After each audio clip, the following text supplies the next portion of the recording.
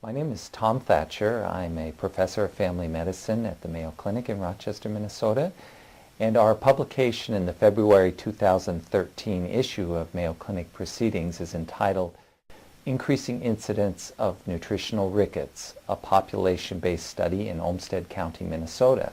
In this article, we describe the incidence of nutritional rickets in Olmsted County over the past 40 years.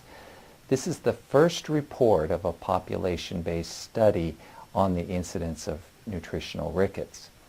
The incidence of rickets in children under the age of 3 remained relatively stable at about 2 to 3 per 100,000 in Olmsted County from 1970 to 1999. However, beginning in the decade that started in the year 2000, the incidence of rickets increased approximately tenfold.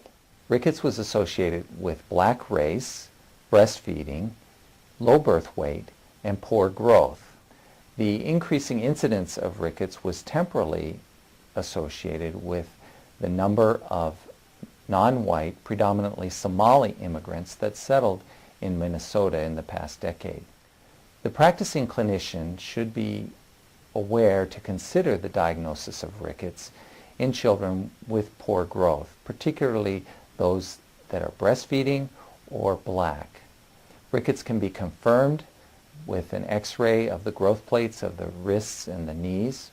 Parents need to be informed that the American Academy of Pediatrics recommends vitamin D supplementation for all breastfeeding infants at 400 international units per day in order to prevent vitamin D deficiency rickets. However, further research is needed to determine the best strategy for preventing rickets in children. The takeaway message from this paper is that the incidence of nutritional rickets is increasing, and clinicians should be aware of the diagnosis and the possibility of rickets, particularly in dark-skinned immigrant children. We hope you benefited from this presentation based on the content of Mayo Clinic Proceedings.